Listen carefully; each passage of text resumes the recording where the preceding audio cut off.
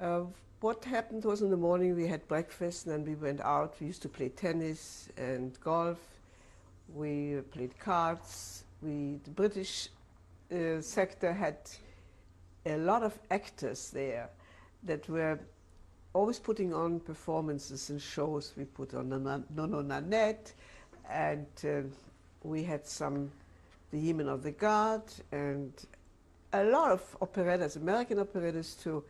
It was nice, except that we just couldn't get out of camp. Behind barbed wire. For me, this was the worst thing. I wanted to walk in the woods, and I just had to stay there.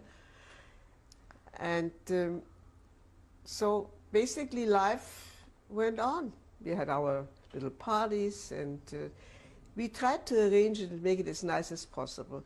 And the Germans didn't bother as much, except at times they became very rough, and they were actually mean to some of the young men. But as far as we were concerned, we didn't have much contact with them.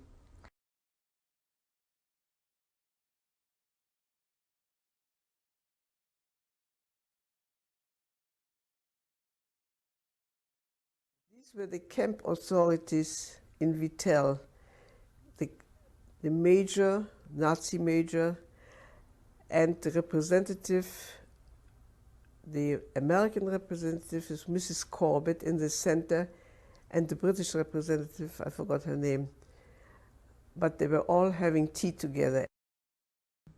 So it was about June 1943 that the camp was closed and you were moved to Vittel, Right. which was in France. That was in France. Can you tell us something about the area and the setup there? It was a beautiful watering hole, as they call it. Vittel was a spa. It was the most beautiful place. I brought some pictures you will see later. They had of course it was not functioning because of that camp. The camp had, I think, 3,500 internees, all South Central Americans, Australians, Brits, Polish, from all over the world. 3,500 or 35,000. Yes, because if all these camps were put together. 35,000, sorry. And so we had access to the water, but we didn't need it. What was it, like Mineral Springs? Mineral Springs. And a whole like resort town built around these springs? It was a whole resort town. It's a beautiful town. I saw it, I was there before the war. And it was an interesting town too.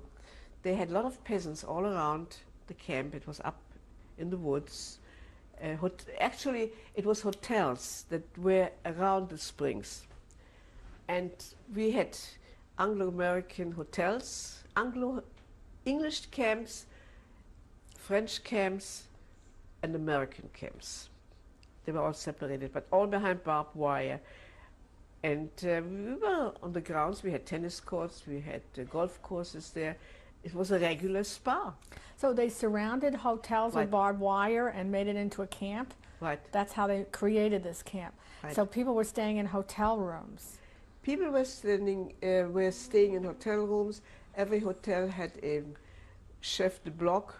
I was one of them. I was in charge of the laundry. Every Friday we got laundry. We got sheets that were like sandpaper.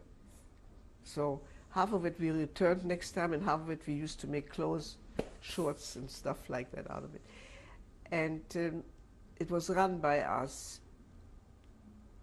The kitchen was not run by us. The distribution was awful. We got some spotted black potatoes that were with black spots, not really cooked well. But we had supplements through the American Red Cross packages. They sent us Spam ham. Right. Right. We all ate it. That was the only thing. We had Nescafe by the jars. Chocolate to make enough. I was a chocoholic anyway. So we ate chocolate constantly. We changed chocolate and cigarettes. We got 10 cartons of cigarettes a week. We 10 smoked cartons like a week? chimneys, all of us. Had you smoked before this? Very little. I wasn't allowed to smoke. But I never inhaled, so it didn't matter. I just smoked for the heck of it to keep something in my face. we traded with the peasants for eggs. We supplemented our food. We gave them chocolate and cigarettes, and they bought us eggs, and they bought us prunelle, which was like vodka was made out of plums. Okay, we drank that. There was no Were these shortage of peasants that. allowed to come into the camp? No, we went to the barbed wire and we bribed the guard. The guard was, they were not Nazis. At night they were Nazis. And they were nice guys, basically. It was police, it was military too. And they were very nice. And we gave them cigarettes. I mean, they had their cigarettes, they couldn't care less what we did. And they bought us rabbit, when we cooked rabbit. That's how I learned to eat rabbit. They bought us horse meat, which was delicious. I didn't know it was horse meat until later. Looked like steaks.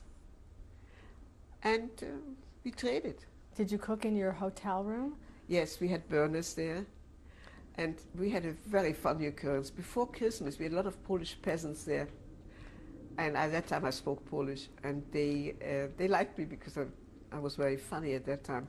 So I came in one day and I see we had, you know, the French hotels have what they call cabinet toilette. This is a bathroom. It had a bidet in it.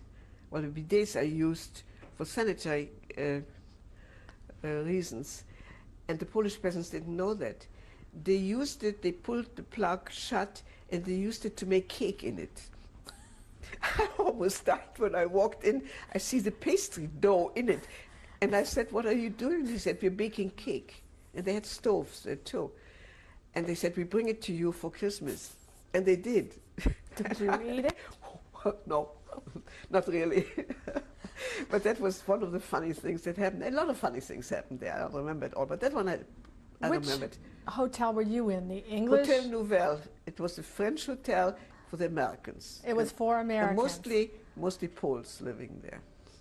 How did the Poles get there? Were they have They had American? fathers who came to America and went back to Poland. You know, they came to America, made money, bought their passage back, took the money back to Poland, and bought a farm or something like that. And they were all derivatives, derived of American citizens. The children had American citizenship. And they were Gentile Poles? Yes. Non-Jew, and they were considered enemy aliens. Of course. And they were interned. Right. Were there other Jewish people there? They were mostly Jews, except for the Poles. There were Polish Jews too. We got a convoy one day of Central and South American Jews. There were 350 of them. They came with their children. It was a huge convoy. They all had bought their passports. We didn't know exactly how they got it, but they had it, and we were very happy because they were all Poles, Polish Jews. It's an interview with Marlies Glucksman on February 6, 1996.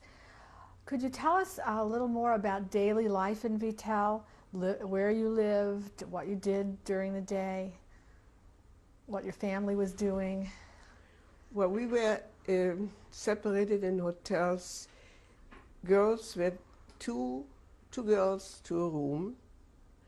It was like a suite almost. It was a very large room with a cabinet toilet and a small kitchen utility. And the parents were separately in different rooms, but right across from us. Single men and single women they also lived accordingly in different rooms. Then we had one that was only for young men, one hotel that had no family. What happened was in the morning we had breakfast and then we went out. We used to play tennis and golf. We played cards. The British sector had a lot of actors there that were always putting on performances and shows. We put on Nono Nanette, and we had the Yeomen of the Guard, and a lot of operettas, American operettas too. It was nice, except that we just couldn't get out of camp. Behind barbed wire. For me, this was the worst thing. I wanted to walk in the woods, and I just had to stay there. And So basically, life went on. We had our little parties, and we tried to arrange it and make it as nice as possible. And the Germans didn't bother as much, except at times they became very rough, and they were actually mean to some of the young men.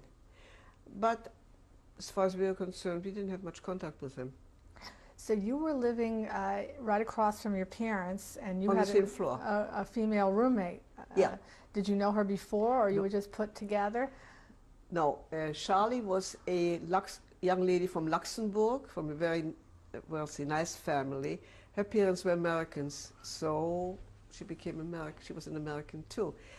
Very well educated, lovely girl. We became very good friends, and we were the same age. But then we had a lot of other girls there that were our ages, so we had a whole group. We were about 30. And where was your brother located? My brother was in that hotel where they only had young men. As a matter of fact, we had a lot of Senegalese black men there. They picked them up, I don't know where, and brought them there. They were charming. One was the son of a king. He became very friendly with my brother. They were very beautiful young men, and charming and elegant and well-mannered and cultured. They were very, they did carving, wood carvings for us. I have a lot of little souvenirs all over the house from them. And it was very nice. It was a nice social life. You were allowed to socialize with the young men, Oh yes. We had unrestricted. I mean, people could go back and forth. no restrictions whatsoever, except we couldn't get out of camp. What about the children? You mentioned there were families. Were there schools for the children? We had nurseries set up. There were some teachers, and some parents knew, and they taught the kids. And they had a lot of freedom there. They ran around. We had sandboxes for them. They had a very good life there, better than they had on the outside. And they were housed with their parents? Yes. And how was your mother doing there? How was her life? She had a lot of bridge partners. She was basically, that was about the happiest time that she had for a long time. And your father? My father too. They had bridge tournaments, and they like 2-3 times a week. And my father was an excellent pianist, and he heard a tune and he played for us, and we had dances there in social halls. It wasn't bad. How was your health while you were there? Fine. I never had a problem. I never had it since. Didn't you have some kind of surgery there? Oh, yes. I was playing tennis once. We were supposed to have a tournament, and I was practicing with some friends, and I got a lot of pain, which was still probably from the aspirin that I've been eating by the pound. They And still had you on all the aspirin there from No, before? I wasn't on the aspirin anymore, but there was an ulcer there, and I didn't know I had an ulcer. And I almost doubled up. And when we were playing tennis, we always had 2 attendants from the hospital, because we had a hospital there, with 2 black men who carried us on stretchers if something happened. Some people broke their leg playing tennis and so on. All of a sudden, I went like this. I had a lot of pain, and I remember being pulled up off the court, put on a stretcher, and the next thing I was in the hospital.